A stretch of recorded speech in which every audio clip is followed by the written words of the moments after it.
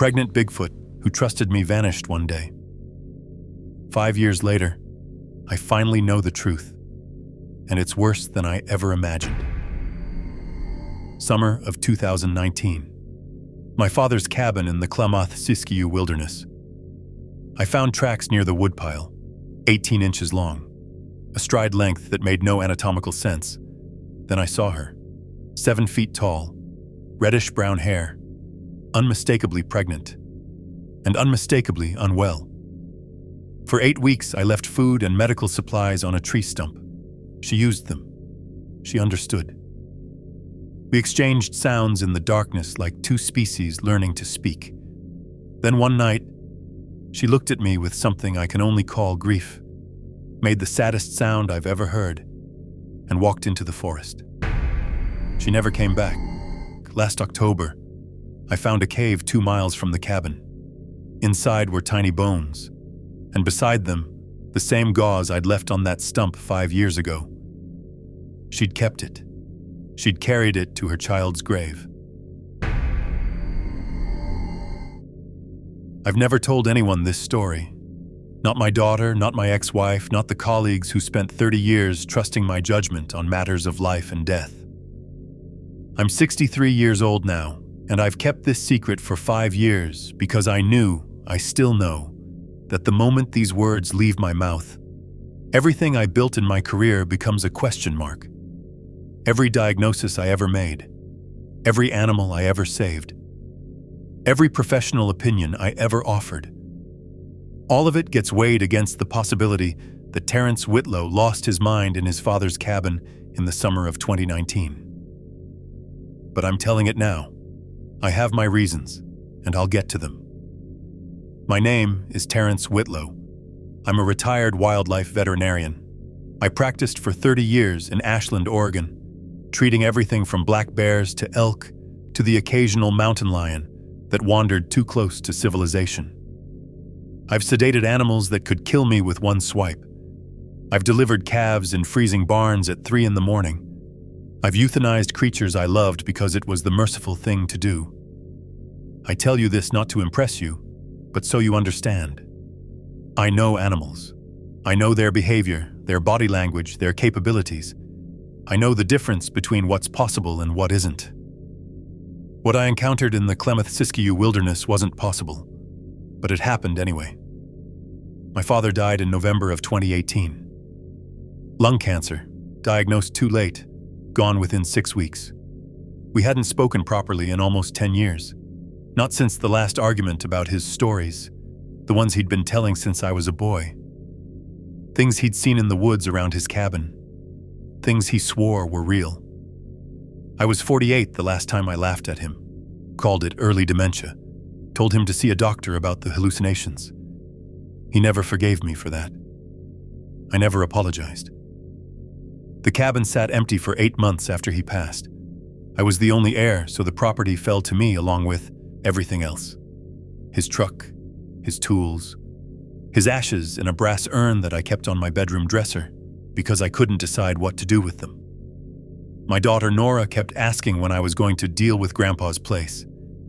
She meant sell it, clear it out, close the chapter. She didn't understand that I couldn't face it.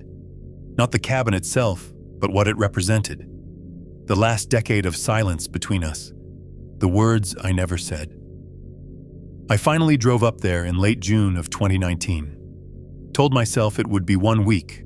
Clean out the cabin, scatter the ashes somewhere meaningful, meet with a realtor, and go home. Simple. Clinical. The way I'd handled everything else in my life that hurt too much to feel. The drive took nearly 4 hours from Ashland.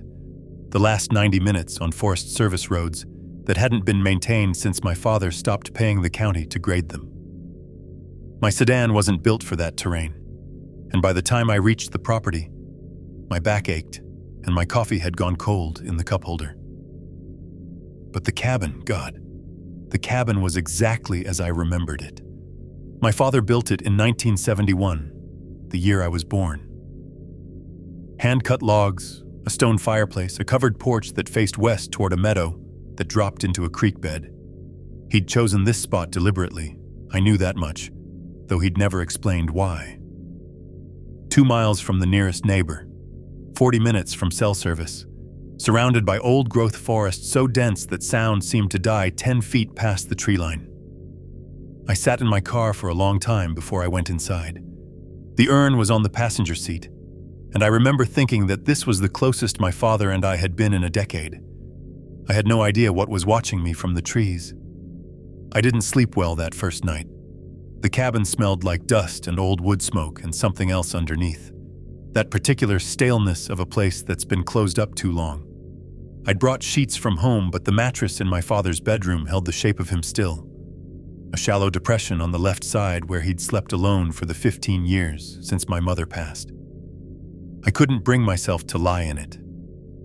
I took the couch instead, a wool blanket pulled up to my chin like I was 12 years old again, listening to the forest settle into darkness. The silence out there was different from anything in town. Not quiet, silent.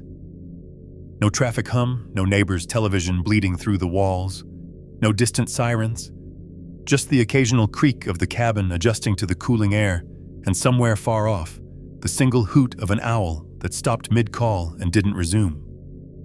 I woke at dawn with a stiff neck and the vague sense that I'd dreamed something important, but couldn't remember what. The woodpile was my first task. My father had been meticulous about firewood, split it himself every fall, stacked it in precise rows under a lean-to he'd built against the cabin's north side, but 8 months. Months of neglect had collapsed part of the stack, and I wanted to assess what was salvageable before winter came around again. Practical work. The kind of thing that keeps your hands busy while your mind avoids harder questions. I found the tracks at 7:43 in the morning. I know the time because I checked my watch immediately. Some instinct telling me to document, to create a record. They ran in a line parallel to the woodpile, pressed deep into the soft earth where snowmelt and spring rain had left the ground spongy. Barefoot impressions, human in shape, 5 toes, a clear heel strike, an arch that suggested bipedal locomotion. But the size was wrong. Completely, impossibly wrong. I measured them with a tape measure from my father's toolbox, 18 inches from heel to toe. The stride length, I paced it out 3 times to be sure, was nearly 5 feet. 30 years of veterinary training kicked in before the panic could. I photographed the prints from multiple angles. I noted the depth of the impression, which suggested a weight of at least 400 pounds based on the soil composition. I observed that the toes had gripped slightly on the forward press, indicating a natural gait rather than someone walking in oversized fake feet. I documented everything the way I would document an unusual track pattern at a crime scene consultation, clinical and detached, because clinical detachment was the only thing keeping me from running to my car. The prints led away from the woodpile toward the tree line, then vanished into the dense undergrowth where no trail existed. Whatever had made them hadn't stumbled or wandered. It had walked with purpose, circled the area where I'd be working, and then left. I told myself it was a hoax. Kids from town maybe, or some bored locals who knew the cabin was empty and decided to have fun with the new owner. People fake these things all the time. I'd seen the TV shows, the grainy footage, the men in suits laughing about gorilla costumes. But I couldn't explain the stride length. I couldn't fake the depth without actual weight behind it. And I couldn't ignore what I found when I walked the perimeter of the cabin. 3 more sets of prints, all the same size, circling the structure at a distance of roughly 60 yards. Like something had been watching, measuring, deciding. That night I sat on the porch with the lights off, my father's old hunting knife on the armrest beside me. I wasn't sure what I was waiting for. At 9:17 I heard the first wood knock. A sharp crack echoed from the forest to the north, the unmistakable sound of something hard striking a tree trunk. It rang out once, then twice, then stopped. And in the silence that followed, I realized the crickets had gone quiet. The owl didn't call. Even the wind seemed to hold its breath. I sat there until midnight, but nothing else came. When I finally went inside, I locked the door for the first time since I'd Talmun arrived. My father had never locked that door in his life. I was beginning to understand why. The tracks were gone by the next afternoon. Not washed away, we hadn't had rain, but obscured. Filled in. When I went back to photograph them again with better light, the impressions had been scattered with debris. Pine needles, loose soil, small stones pressed into the heel marks. It looked deliberate. It looked like someone, or something, had come back and erased the evidence. I told myself animals do that. Predators cover their trails. It's instinct, not intelligence. I didn't believe myself, but I wrote it in my journal anyway. Documentation, clinical detachment. The habits of 30 years don't disappear just because your hands are shaking. Over the following week, a pattern emerged that I couldn't rationalize away. Each evening, roughly 45 minutes before full dark, a smell would drift across the property. I've worked with animals my entire adult life. I've smelled death in every form: gangrene, decomposition, infected wounds that turned septic. I've stood downwind of elk carcasses in August heat and black bears that hadn't bathed since emerging from hibernation. None of it prepared me for this. The closest I can describe it is sulfur mixed with musk, layered over something organic and sharp. Like rotting vegetation, but wrong. Like an unwashed animal, but concentrated in a way that suggested size. The smell of something large that had been eating meat and living wild and sweating through hair instead of skin. The first time it hit me, I gagged. By the fourth evening, I'd learned to breathe through my mouth and pay attention to what came with it. The silence. When that smell arrived, the forest shut down. I don't mean it got quiet. I mean it stopped. The birds that had been calling from the Douglas firs went mute mid-song. The insects that provided constant background noise simply ceased. Even the creek, 200 yards east, seemed to muffle itself. It was like someone had pressed pause on the entire ecosystem, and the only thing still moving was my own heartbeat pounding in my ears. I started leaving the porch light off. I'd sit in the darkness by the front window, binoculars in my lap, watching the tree line where those tracks had emerged. Night after night, I saw nothing. But I felt observed. That primitive part of the brain that humans like to pretend we've evolved past, the part that kept our ancestors alive on the savannah. It was screaming at me every evening. Something is watching. Something is close. Something is waiting. On the seventh night, I found the deer. It was 40 yards from the cabin, in the meadow that sloped down toward the creek. A black-tailed doe, maybe 2 years old based on the body size. I spotted it at dawn when I went out to check the perimeter, another new habit I'd developed without consciously deciding to. The deer wasn't mauled. That's what I need you to understand. When a mountain lion takes down prey, there's a mess. Claw marks, bite wounds, torn flesh, drag trails where the carcass gets hauled to cover. When a bear gets hold of something, it's even worse. Bears aren't clean eaters. This deer was intact, almost pristine, except for the neck. The neck had been twisted, rotated nearly 180 degrees with enough force to separate the vertebrae internally while leaving the skin unbroken. I've seen this injury exactly twice in my career. Once in a calf that got caught in farm equipment, once in a dog that was hit by a car at high speed. Both times, it required massive mechanical force applied in a very specific rotational pattern.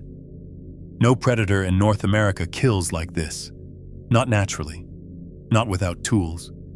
And there were no drag marks, no blood trail. The deer had been placed there, 40 yards from where I slept, positioned on its side with its legs folded underneath like it was resting, like it was a message. I stood over that carcass for a long time, my veterinary mind running through explanations and finding none that fit. The rational part of me wanted to call someone, a wildlife officer, a biologist, anyone who could tell me I was imagining patterns that weren't there. But I didn't call. I photographed the deer from every angle instead. I measured the distance from the cabin. I noted the time of discovery, 6:22 a.m. I documented everything because documentation was the only thing keeping me from admitting what I was starting to believe. Something was testing me, watching how I'd react, deciding whether I was prey or something else entirely. That night, the smell came earlier than usual, and for the first time I heard movement in the trees. Not footsteps exactly, but the sound of weight shifting, branches creaking, something large repositioning itself just beyond the edge of my vision. I sat on that dark porch until 3 a.m, and I didn't see a thing. But I knew.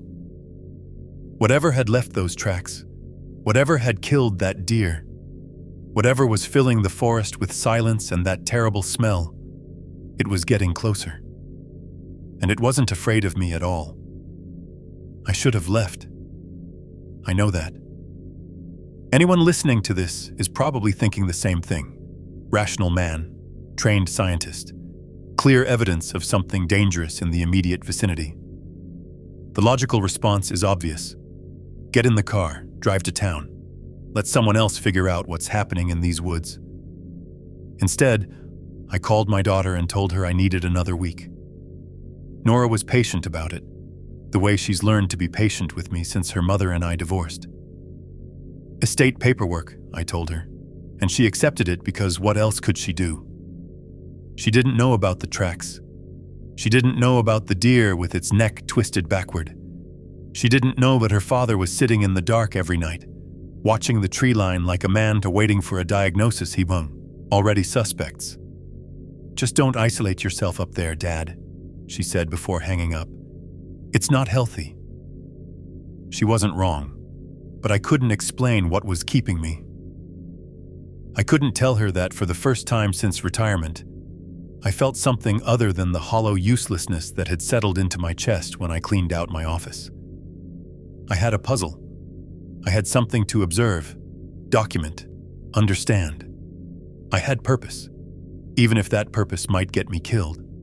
Day 10 started like the others. I made coffee on my father's old propane stove, ate breakfast standing at the kitchen window, watched the meadow brighten as the sun crested the ridge to the east. The smell hadn't come the night before, which I noted in my journal with something that might have been disappointment. The silence had lifted. Birds were calling again. Maybe whatever had been circling the property had moved on. I was washing my coffee mug when movement caught my eye. The tree line sits roughly 60 yards from the cabin's back wall. My father had cleared that much space when he built the place, though he never explained why he'd wanted such a wide buffer. I'd always assumed it was for fire safety. Now I wondered if he'd known something I didn't. The movement was subtle at first. A shadow shifting where shadows shouldn't shift. A shape that didn't match the pattern of trunks and branches I'd been staring at for 10 days. I set the mug down slowly, not breaking eye contact with the window, and reached for the binoculars on the counter. She was standing at the edge of the trees, watching the cabin.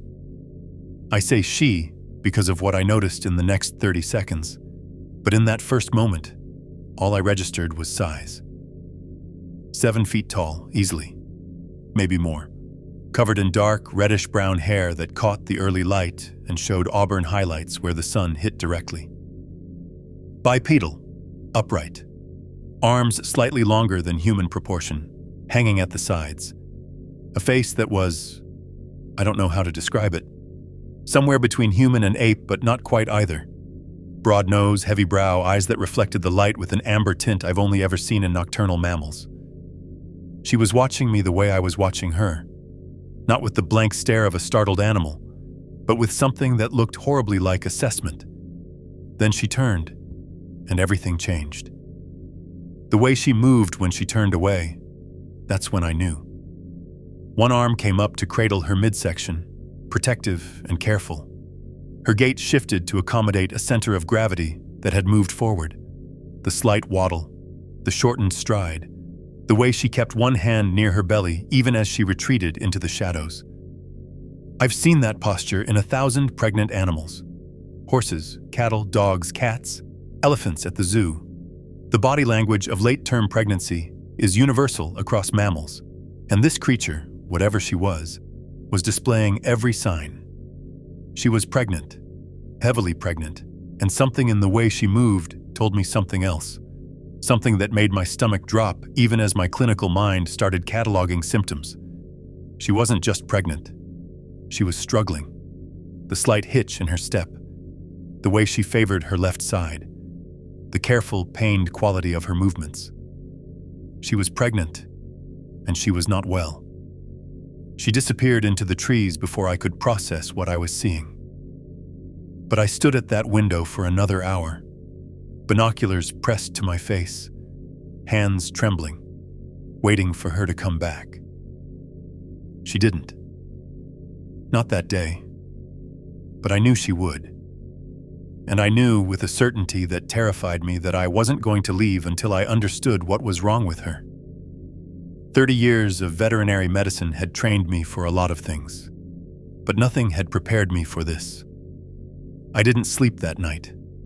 I sat in the darkness of my father's cabin, replaying those 30 seconds in my mind until the image wore grooves into my memory. 7 feet tall, reddish-brown hair, pregnant, struggling. The rational part of my brain kept insisting I'd seen a bear. A sick bear, maybe. One that had learned to stand upright for extended periods. Bears do that sometimes. There are documented cases of bears with injured front legs that adapted to bipedal movement. It's rare, but it happens. But bears don't have that face. Bears don't watch you with eyes that hold intelligence.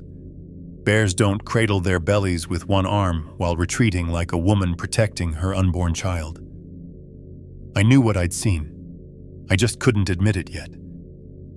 By morning, I'd made a decision that I still can't fully explain. The logical thing, the sane thing, would have been to drive to Ashland, tell someone, let the authorities handle whatever was living in these woods. Instead, I drove to town for supplies, not to report what I'd seen, to prepare for what I was going to do next. The general store in Cave Junction had everything I needed: protein-heavy foods, raw chicken, fish, beef scraps from the butcher counter, a better camera with a telephoto lens, a digital audio recorder, the kind birdwatchers use for capturing calls, batteries, a lot of batteries. And then I drove another 40 minutes to a storage unit I'd kept since closing my practice, and I retrieved my field veterinary kit. I stood in that storage unit for a long time, looking at the supplies I'd accumulated over 30 years: gauze, saline solution, suture materials, antibiotics, sedatives, syringes, equipment for treating animals in the field when you couldn't get them to a clinic, equipment I'd used on horses with colic, dogs hit by cars, a black bear cub I'd found orphaned near Crater Lake in 2004. I told myself I was being ridiculous. Whatever was out there wasn't going to let me treat it like a patient. The creature I'd seen could tear me apart without effort. Approaching it would be suicide. But I kept seeing the way she moved. That hitch in her step. The careful, pained quality of her gait. Something was wrong with her, and my entire career had been built on recognizing that wrongness and doing something about it. I loaded the kit into my car. The drive back to the cabin took 2 hours because I stopped 3 times to reconsider. Each time I sat on the side of the Forest Service road with the engine running, asking myself what the hell I was doing. Each time I put the car back in gear and kept going. When I got back, I called Nora. She answered on the 3rd ring, already sounding exasperated. "Dad, please tell me you're coming home soon." "I need a while longer up here," I said. "The estate is more complicated than I thought." There was a pause. I could hear her breathing, measuring her words. "You've been up there almost 2 weeks. What's really going on?" I almost told her. The words were right there, pressing against my teeth. I saw something in the woods, something that shouldn't exist, something that's pregnant and hurt, and I think I might be able to help. But I swallowed them back because I knew how they'd sound. I knew what she'd think. "I just need more time," I said. "I'll call you in a few days." She didn't argue. She just sighed, that particular sigh she'd inherited from her mother, the one that meant she was worried but knew pushing wouldn't help. "Don't disappear on me, Dad. I mean it." "I won't," I promised. I hung up and sat on the porch as the sun went down, watching the tree line. The smell came at 7:43. I noted the time automatically, the way I'd been noting everything. Sulfur and musk and something organic underneath. The forest went silent. The birds stopped. The insects ceased. And somewhere in the trees, I heard movement. Weight shifting. Branches creaking. She was out there. Watching. Deciding whether I was a threat. I had no idea how to show her I wasn't. But I had 60 pounds of raw meat in a cooler, a veterinary kit in my bedroom, and 30 years of experience earning the trust of frightened animals. It wasn't much, but it was a start. 3 weeks. That's how long I'd been at my father's cabin by the time I developed what I came to think of as the protocol. Every evening at 6:30, I would carry food to a spot I'd marked with a small cairn of stones, exactly 80 yards from the cabin's back door. I'd chosen the distance deliberately, far enough that she wouldn't feel cornered, close enough that she could observe me without too much effort. I'd set down whatever I'd brought, usually raw chicken or fish, sometimes beef scraps, always protein, and then I'd walk back to the cabin without looking over my shoulder. Once inside, I'd kill every light. I'd sit in the darkness by the window with my binoculars and my audio recorder, and I'd wait. For 4 nights, nothing happened. Each morning, I'd walk out at dawn to find the food exactly where I'd left it, untouched, beginning to rot in the summer heat. I'd collect it, dispose of it, and prepare a fresh offering for that evening. I started to doubt myself. Maybe she'd moved on. Maybe I'd scared her off somehow.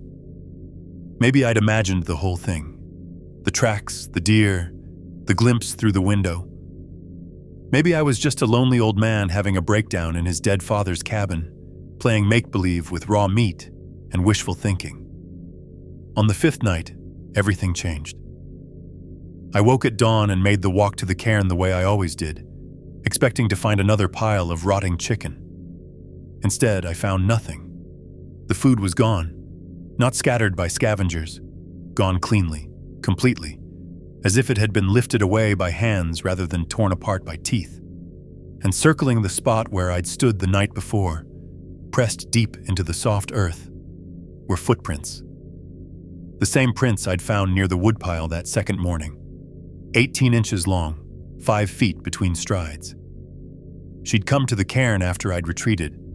She'd taken the food, and she'd walked a slow circle around the exact spot where my boots had left impressions in the soil.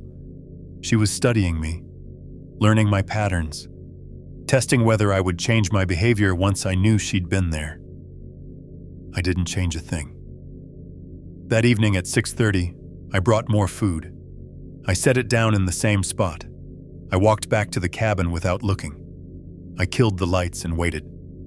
This time I heard her. The sound came around 9:15, a soft rustling at the edge of the tree line, too heavy to be a deer, too deliberate to be wind. Through my binoculars, I caught movement in the shadows. A shape, darker than the darkness around it, approaching the cairn. She moved carefully, pausing every few steps to scan the area. Even at 80 yards, even in near total darkness, I could see the swell of her belly. The pregnancy was progressing. She was bigger than she'd been that first glimpse through the kitchen window. She reached the cairn. She crouched, a movement that looked painful, one hand bracing against the ground for support. She took the food, and then she looked directly at the cabin. I held my breath. I don't know if she could see me through the dark window, but it felt like she could.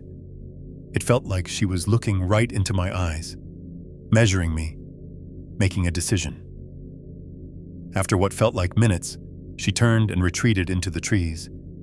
I sat motionless until long after she'd vanished, my heart hammering against my ribs. She knew I was watching. She knew I was leaving the food, and she'd taken it anyway. It wasn't trust, not yet, but it was something. A door cracked open. just barely, an invitation to prove myself. I intended to take it. The pattern held for another week. Food at the cairn every evening. Retreat to the dark cabin. Wait. Listen. Watch her emerge from the tree line, take what I'd left, and disappear back into the shadows. Each night, she came a little earlier. Each night, she lingered a little longer at the cairn before retreating. The distance between us remained constant, 80 yards of meadow grass and mutual uncertainty, but something was shifting.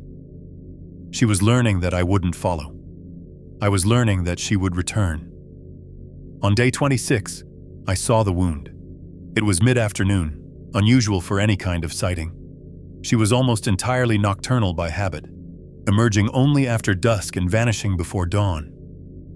But that day, movement in the trees caught my attention while I was washing dishes at the kitchen sink.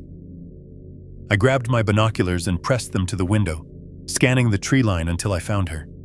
She was moving between patches of cover about 100 yards out, heading toward the creek. Not approaching the cabin, just passing through, using the forest edge as concealment. But she was struggling. Through the telephoto lenses, I could see her left arm clearly for the first time.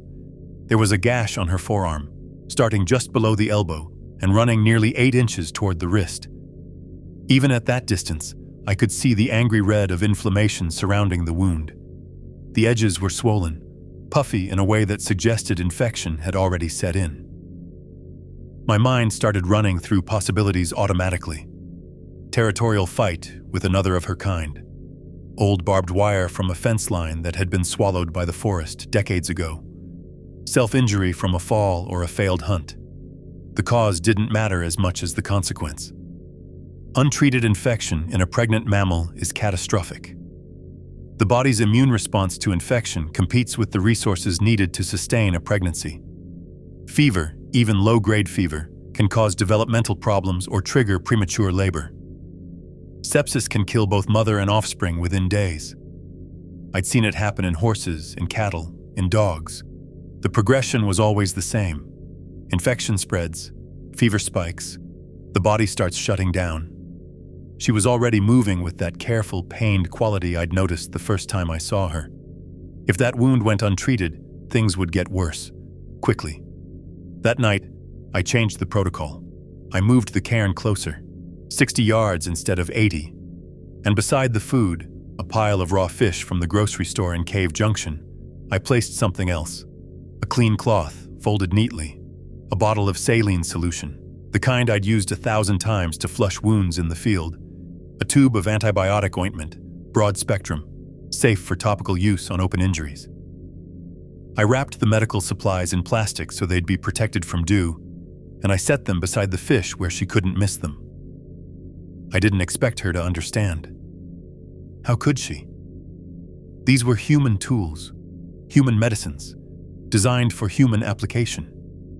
The idea that a wild creature, even an intelligent one, would recognize them as help rather than threat was absurd. But I had to try. I couldn't watch her deteriorate from that wound knowing I had supplies that might save her. 30 years of veterinary practice had drilled one principle into me deeper than any other. When you can help, you help. You don't wait for permission. You don't calculate the odds. You do what you can with what you have. I retreated to the dark cabin and waited. She emerged at 9:32, later than usual, moving slower than she had even the day before.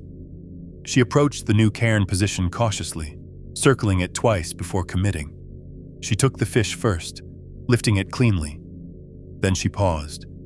I watched through binoculars as she examined the plastic-wrapped bundle.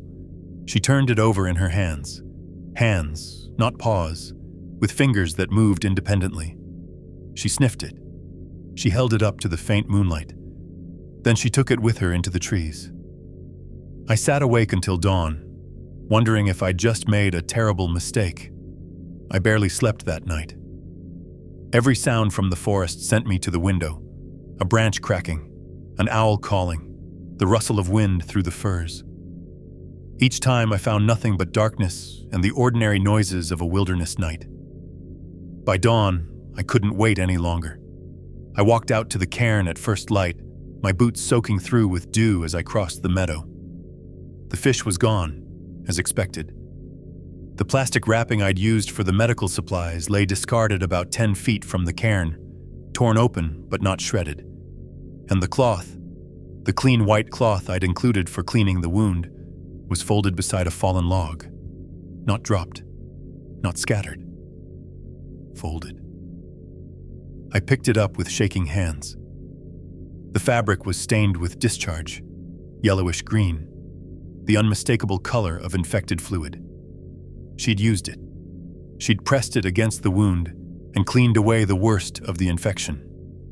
The saline bottle was empty nearby, the cap removed and set aside rather than chewed off. I sat down on that log and stayed there for nearly an hour, processing what I was seeing. She'd understood. Not just that the supplies were meant for her, that was remarkable enough, but she'd understood how to use them. The saline to flush the wound, the cloth to clean it, the actions of someone who recognized cause and effect, who could translate an offering of unfamiliar objects into practical medical treatment. This wasn't animal intelligence. This was something else entirely. Over the next 2 weeks, I refined the system. Each night, I left supplies on a flat stump I'd positioned near the cairn, a stable surface where I could arrange items clearly. Gauze packets, individually wrapped, fresh tubes of antibiotic ointment, saline solution in bottles she'd learned to open. Each morning, I'd return to find them used. The gauze wrappers were torn along the seams, not shredded. She'd figured out the packaging. The ointment tubes showed finger-shaped depressions where she'd squeezed them. Based on the smear patterns on the discarded gauze, she was applying the ointment in the correct direction, following the length of the wound rather than across it. She was learning, adapting, improving her technique with each treatment. By the end of the second week, the discarded cloths showed less discharge. The color shifted from yellow-green to pink to almost clear. The infection was receding. Whatever I was doing, whatever she was doing with what I provided, it was working. I started leaving notes in my journal that I knew no one would ever believe. Patient responding to treatment. Wound showing signs of healthy granulation based on discharge color. Recommend continued antibiotic application for 7 to 10 additional days. I was writing about her like she was a case file, like she was any other patient I'd treated in 30 years of practice. But she wasn't any other patient. She was something impossible, something that shouldn't exist. And somehow, against all reason, she was trusting me to help her. 6 weeks since I'd arrived at my father's cabin. 6 weeks of watching, documenting, leaving supplies on that stump, and finding them used each morning. 6 weeks of building something I didn't have a name for. Not trust exactly, but an understanding. A rhythm between two species that had never been meant to meet. By then, I'd logged over 40 hours of audio recordings. Most of it was ambient forest sound, the baseline I needed to identify what was ordinary and what wasn't. But scattered throughout those recordings were other things. Wood knocks that followed patterns too deliberate for falling branches. Distant vocalizations that sounded like nothing I'd ever heard in 30 years of working with animals. And occasionally, something I could only describe as conversational murmuring, low sounds that rose and fell like speech, captured from somewhere deep in the trees. I listened to those recordings obsessively, playing them back on my laptop with headphones pressed tight against my ears. I wasn't a linguist or a primatologist. I had no framework for analyzing what I was hearing, but the patterns were there. Call and response, variation and repetition. The architecture of communication, even if I couldn't understand a word of it. On the night of August 15th, she came closer than she ever had before.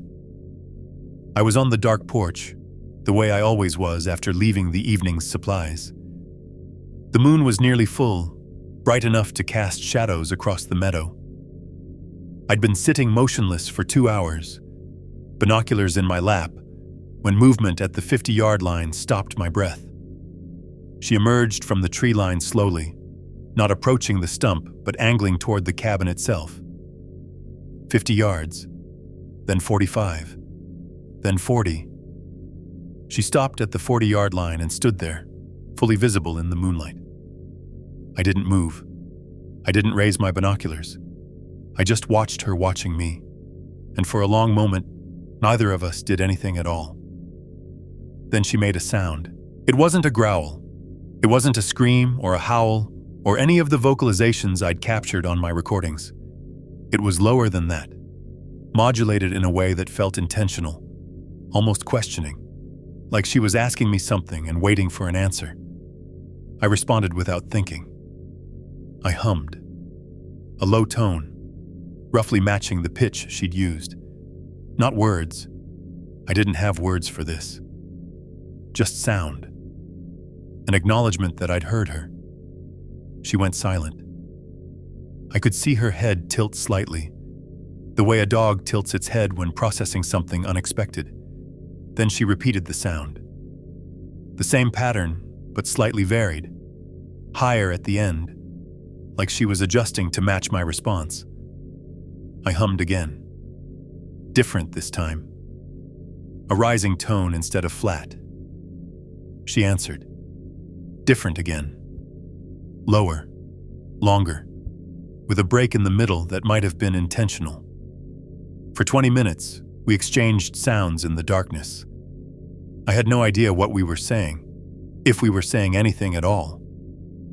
Maybe it was meaningless noise, two species making sounds at each other with no comprehension on either side. But it didn't feel meaningless. It felt like the beginning of something. Like two strangers meeting for the first time and discovering they share a language neither one fully understands. When she finally turned and retreated into the trees, I realized my face was wet. I was crying. I didn't know when I'd started or why I couldn't stop. I just sat there on my father's porch, tears running down my cheeks, listening to the forest return to its ordinary sounds. Something had passed between us. I couldn't name it. I couldn't explain it. But I knew I'd never be the same. August 23rd, 2019. I remember the date because I'd written it at the top of my journal entry that morning, the way I'd written every date since arriving. Documentation. Evidence. Proof that I hadn't imagined any of this. 8 weeks since I'd come to scatter my father's ashes. 8 weeks of watching her emerge from the tree line, take the food and supplies I left, retreat into the shadows. 8 weeks of building something fragile and impossible between us. The routine had become almost peaceful by then. Food at 40 yards now. She'd allowed the distance to shrink gradually, week by week. Supplies on the stump, my quiet presence on the dark porch, no lights, no sudden movements. She'd arrive between 9 and 10, stay for a few minutes, leave. Sometimes she'd vocalize. Sometimes I'd hum back. We'd developed a vocabulary of sorts, not language, but something adjacent to it. Sounds that meant I see you and I'm not a threat, and thank you, if thank you was something her kind understood. That night, she came closer than she ever had before.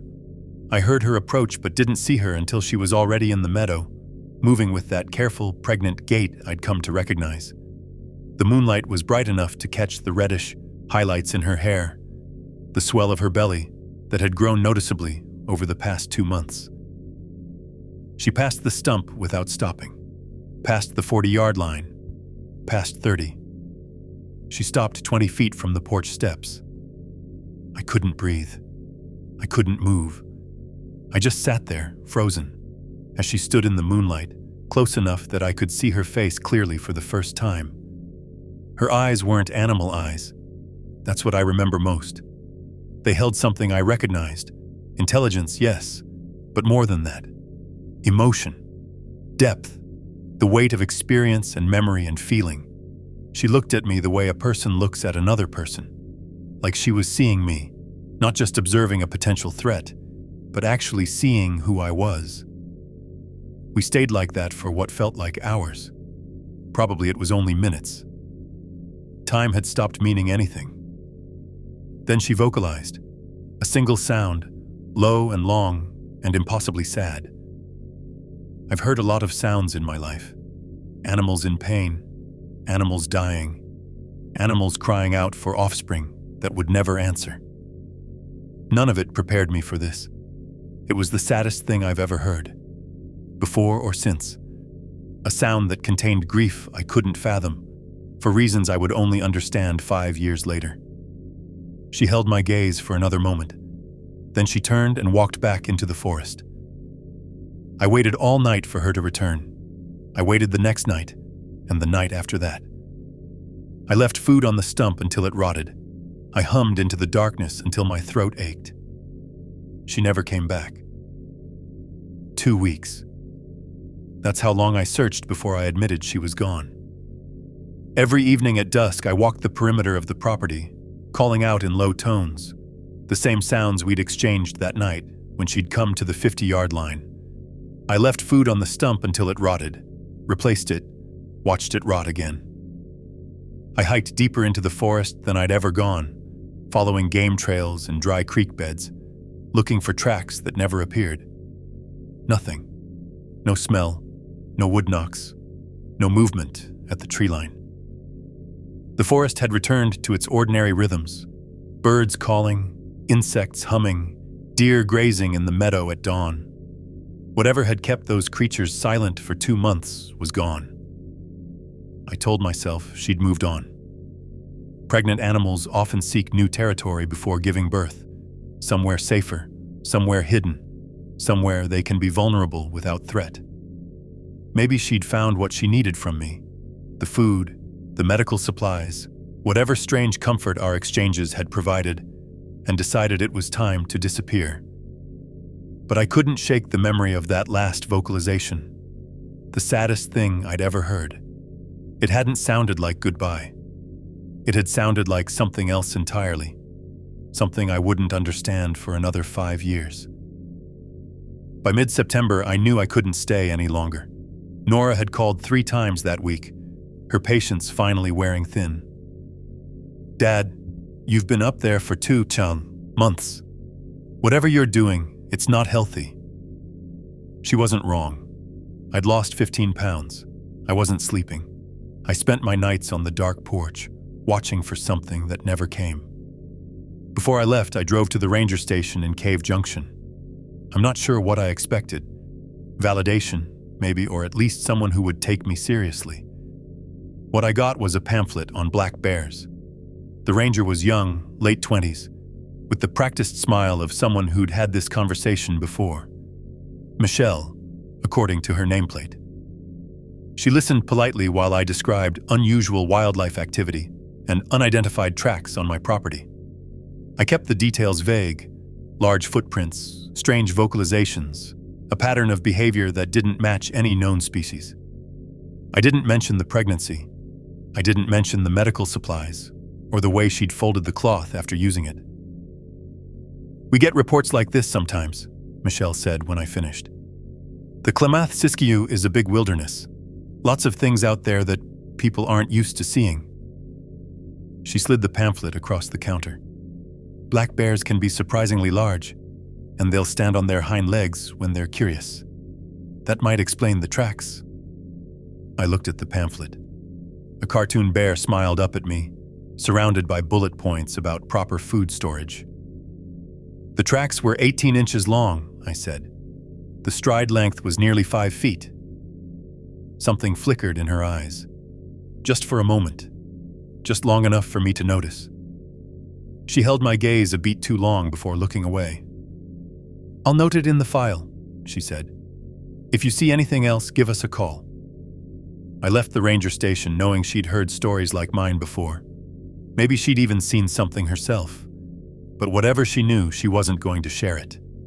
The institution had a script, and she was going to follow it. 3 days later, a sheriff's deputy showed up at the cabin. Cole Brannock, Josephine County. Middle-aged, tired-looking. The kind of man who'd seen enough strange things in the backcountry that nothing surprised him anymore. He walked the perimeter without much interest, taking notes in a small pad he never looked at. He checked the tree line, the woodpile, the spot where I'd found the deer with its neck twisted backward 2 months earlier. "Squatter activity," he said finally.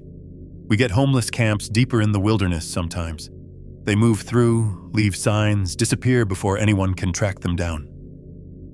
"The footprints weren't human," I said. He looked at me the way you look at someone you feel sorry for. "Lots of things make prints, Mr. Whitlow. Bears, elk, people in weird shoes. Hard to say what's what after a few days of weather." He left a card on my kitchen table. "Call if anything concrete turns up." His tone made it clear he didn't expect to hear from me. I packed my car that afternoon. I took the urn with my father's ashes, still unscattered, still waiting, and my journals and my recordings and my photographs. I locked the cabin door and drove back to Ashland. I didn't tell anyone what I'd seen. Not then, not for 5 more years. October 2024. 5 years since I'd sat on that dark porch, watching a creature that shouldn't exist walk away into the forest and never return. I want to tell you those years passed easily, that I went back to my normal life, forgot what I'd experienced, moved on the way people are supposed to move on from things that don't fit into the rational world. But that's not how it works. Not really. I returned to Ashland and tried to resume the life I'd abandoned. I met friends for coffee. I consulted occasionally at the Wildlife Rehabilitation Center where I'd volunteered before retirement. I attended Nora's birthday dinners and pretended to be present while my mind wandered to a cabin 200 miles away. The evidence stayed locked in a fireproof safe in my bedroom closet. 43 photographs, 16 hours of audio recordings, 3 journals filled with observations, measurements, timestamps, proof that would destroy my credibility if I ever showed it to anyone, proof I couldn't bring myself to destroy. I told no one. Not my ex-wife, who'd stopped asking about my wilderness phase after the first year, not the colleagues who might have believed me, or at least listened. Not even Nora, who watched me drift further into what she called my cabin obsession and assumed it was grief for her grandfather. She wasn't entirely wrong. I was grieving, just not for my father. I drove back to the property twice a year, spring and fall, telling Nora I was checking on the cabin, handling maintenance, making sure the pipes hadn't frozen. The truth was, I was looking for her. Every visit, I walked the perimeter at dusk, left food on the stump, sat on the dark porch, and waited. Nothing. No tracks, no smell, no wood knocks in the distance. The forest had closed over whatever had lived there, and I was left with memories that felt less real with each passing season. I should have sold the property. The realtor I'd contacted back in 2019 kept calling, kept asking if I was ready to list. The cabin was worth good money. Remote properties in southern Oregon had become popular with people fleeing the cities, looking for wilderness retreats. I could have taken the cash and closed the chapter, but I couldn't do it. Some part of me believed that if I sold the land, I'd be abandoning her, abandoning the possibility that she might come back, that she might need help again, that the supplies I left on that stump might matter to something I'd never see. Then Nora called in March of 2024 with news that changed everything. "Dad, I'm pregnant." I sat in my kitchen, phone pressed to my ear, and felt something shift in my chest. My daughter was going to be a mother. I was going to be a grandfather. The cycle was continuing, the way it always continues. New life replacing what's been lost. And suddenly I knew I had to let go. I called the realtor that afternoon, listed the property for sale, scheduled one final visit to clean out the cabin, collect the last of my father's belongings, say goodbye to the land where something impossible had trusted me for 8 weeks before vanishing into the trees. I thought I was going to close this chapter. Scatter my father's ashes finally. Sign the paperwork. Drive away and never look back. I had no idea what I was about to find. October 17th, 2024. I remember the date because it was supposed to be the last time I'd ever set foot on my father's property. The realtor had scheduled showings for the following week. I had 3 days to clean out whatever remained in the cabin. Old furniture, my father's tools, the boxes of photographs I'd never sorted through. 3 days to say goodbye to a place that had defined the last 5 years of my life, even though I'd spent most of that time trying to forget it. The first 2 days passed without incident. I packed boxes, swept floors, hauled garbage to the truck. Normal work, the kind of tasks that keep your hands busy while your mind stays carefully blank. On the third day, I decided to take one final hike. I told myself it was nostalgia, a last walk through the forest before I signed away the land. But I know now that I was looking for something, even if I couldn't admit it. Some sign that she'd been there, some evidence that those 8 weeks had actually happened. I headed northwest, toward a ridge I'd never fully explored. The terrain was steep, too steep for casual walking, especially for a 63-year-old man with bad knees. But something pulled me forward, up through the Douglas firs and over deadfall, 2 miles from the cabin into country I'd never seen. That's when I found the cave. The entrance was narrow, maybe 3 feet wide, partially concealed by fallen branches that looked almost arranged. Not natural deadfall, but deliberate placement. Logs stacked at angles that blocked the opening from casual view, while leaving enough space for something large to pass through. I should have turned back. I should have gone to the cabin, gotten a flashlight, maybe called someone to let them know where I was. Instead, I pulled out my phone, turned on the flashlight function, and squeezed through the gap. The cave opened into a chamber perhaps 15 feet deep, with a ceiling high enough to stand. The air inside was cool and stale, carrying a faint trace of something organic. Not decay exactly, but presence. The smell of a space that had been occupied. My phone light swept across the floor, and I stopped breathing. Bones. Dozens of them organized with unmistakable intention along the walls. Deer skulls arranged in a row. Elk antlers stacked in a corner. Smaller remains. Rabbits, squirrels, birds, sorted by size and type. Not scattered like the remnants of predator meals, but displayed, cataloged, preserved. I'd seen something like this once before, in a documentary about Neanderthal burial sites. The deliberate arrangement of remains. The suggestion of ritual, of meaning, of minds that understood death as something more than the end of biological function. But it wasn't the prey bones that brought me to my knees. In a cleared space against the far wall, set apart from everything else, was a small collection of remains. Tiny bones, barely larger than my thumb. A skull the size of a tennis ball. Limbs that had never grown long enough to walk. My veterinary training identified what I was seeing before my conscious mind could catch up. Infant skeletal remains. Proportions that matched nothing in any textbook. Arms too long, skull too large, eye sockets too wide. But proportions I recognized anyway, because I'd spent 8 weeks watching her mother move through the forest with that careful, protective gait, a stillbirth, or something that had never drawn breath at all. I knelt in that cave for a long time, my phone light shaking in my hand, my professional detachment crumbling into something I couldn't name.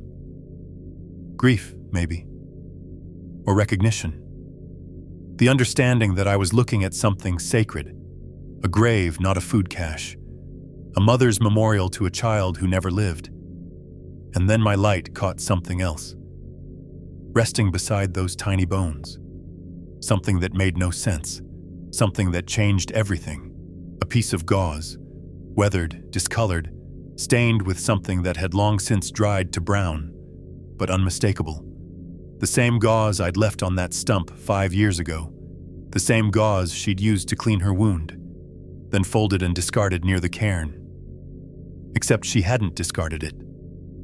She'd kept it, carried it with her through the forest, across the miles between the cabin and this cave, and she'd placed it here, beside the tiny bones of her child, like a token.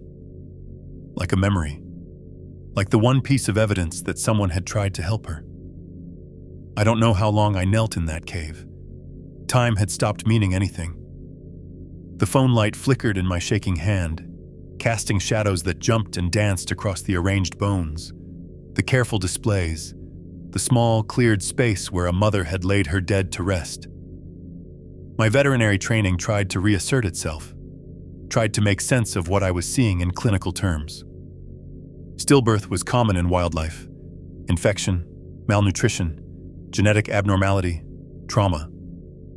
A pregnant animal under stress, carrying an untreated wound, alone in the wilderness without her social group. The pregnancy had been doomed from the start. I'd done what I could with the supplies I'd left, but it was never going to be enough. But that wasn't what broke me.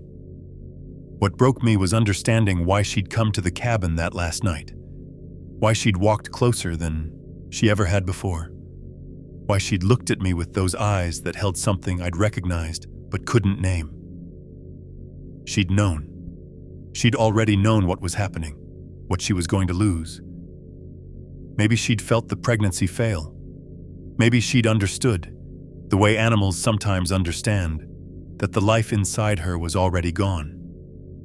And she'd come to say goodbye. To the human who'd fed her. To the human who'd left medicine on a stump and trusted her to figure out how to use it. To the only creature who'd ever shown her kindness instead of fear. That sound she'd made, the saddest thing I'd ever heard, it wasn't a farewell. It was grief, raw, primal, unmistakable grief, the kind that crosses species boundaries and requires no translation. She'd come to tell me she was losing her child, and then she'd walked into the forest to lose it alone.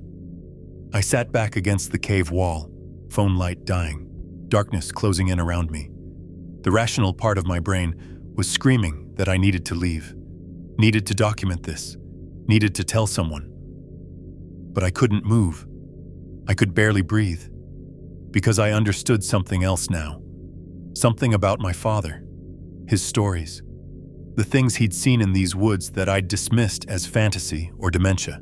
He'd known about them. Maybe he'd had his own encounters, his own impossible relationships with creatures that science refused to acknowledge. Maybe that's why he'd built the cabin here, in this specific spot, where the territories overlapped and the boundaries blurred. And I'd laughed at him, called him crazy. Let 10 years of silence build up between us because I was too proud and too rational to believe what he was trying to tell me. He'd died without me ever apologizing, without me ever saying, "I believe you," without me ever acknowledging that the man who'd raised me had been telling the truth all along. The grief hit me then, not for the creature's lost child, though that was part of it, for my father, for all the years I'd wasted refusing to listen, for the conversations we'd never have now, the stories he'd never tell me, the shared understanding that might have been possible if I hadn't been so certain I knew better. I pulled out my phone and forced my hands to steady. The battery was at 12%. I had enough light for photographs, maybe a dozen shots before the darkness became absolute. I photographed the cave, the arranged bones, the tiny skeleton against the far wall, the gauze positioned with unmistakable intention beside the remains. I didn't touch anything, didn't move anything, didn't take a single bone as proof. This wasn't a crime scene. It wasn't evidence to be collected and cataloged and shown to skeptics who would never believe anyway. It was a grave, a mother's memorial to a child who never lived, and I wasn't going to desecrate it for the sake of proving something to people who didn't want to know. When my phone finally died, I sat in the darkness for a long time, listening to the silence of the cave, thinking about loss and belief and all the ways we fail the people who try to tell us the truth. Then I felt my way back toward the entrance, squeezed through the gap, and began the long hike back to my father's cabin. I drove back to Ashland that night. Didn't pack, didn't clean, didn't do any of the things I'd come to do. Just got in the car and drove. 3 hours of dark highway while my mind tried to process what I'd found. I didn't return for 3 months. December came, and with it, my granddaughter. Nora called from the hospital in Portland, exhausted and elated, and I drove up the next morning to meet her. 7 pounds, 4 ounces. Perfect fingers, perfect toes. A face that scrunched up when she cried and relaxed into something impossibly peaceful when she slept. I held her for the first time in a quiet room while Nora rested, and something shifted in my chest. This tiny creature, this new life, this continuation of everything my daughter was, and everything I'd tried to be. She gripped my finger with a strength that surprised me, and I thought about another infant who never got the chance to grip anything at all. That's when I understood why I had to tell this story. Not to prove anything. Not to convince skeptics or validate believers or add another account to the mountain of testimony that gets dismissed and filed away and forgotten. But because silence has a cost. Because my father died with his truth unspoken, and I spent 10 years refusing to hear it, and I won't make that mistake again. In January of 2025, I went back to the cabin. The realtor had stopped calling months ago. I'd taken the property off the market without explanation. Nora thought I'd finally lost my mind, but she'd stopped arguing about it. Some battles aren't worth fighting. I hiked to the cave on a cold morning, frost crunching under my boots, my breath fogging in the air. I don't know what I expected to find. Part of me hoped she'd be there, that I'd round the corner and see her standing at the entrance, watching me the way she'd watched me all those months ago. The cave was empty. Not just empty of her, empty of everything. The bones were gone. The careful arrangements, the displays, the tiny skeleton against the far wall. All of it removed. The gauze, the evidence, the grave. I searched for tracks, for any sign of who or what had cleared the site. Nothing. The ground was frozen too hard to hold impressions, and whatever had happened here had left no trace behind. I don't know if she came back, if she survived the loss of her child and returned to retrieve the remains, to carry them somewhere safer, somewhere my scent and my footprints hadn't contaminated. I don't know if others of her kind found the site and cleared it, protecting their dead from human discovery the way they've protected themselves for centuries. I don't know if something else, entirely something I don't want to think about, got there first. What I know is this: I've removed the cabin from sale permanently. I'll return in the spring, the way I've returned every spring and fall for 5 years. I'll leave food on the stump. I'll sit on the dark porch and watch the tree line and listen for wood knocks in the distance. I don't expect her to come back. Wherever she is, alive or dead, alone or with others of her kind, she's moved beyond the territory we shared for those 8 impossible weeks. The connection we built, whatever it was, has faded into memory and photographs and audio recordings that prove nothing to anyone but me. But the porch light stays off every night, just in case. And when my granddaughter is old enough to ask about her great-grandfather's cabin in the woods, I'll tell her the truth. All of it. The tracks and the smell and the silence, the wound and the gauze and the cave, the mother who trusted me, and the child she lost, and the grave I found 5 years too late. I'll tell her because silence has a cost. And I'll tell her because somewhere out there, in the forests we think we've mapped, and the wilderness we think we've conquered, something is watching. Something intelligent. Something that grieves for its dead and remembers kindness and chooses, for reasons we'll never fully understand, to stay hidden from a species that refuses to believe. They've always been there. They'll be there long after we're gone. And maybe, if we're very lucky, they'll remember that once, a long time ago, one of us tried to help.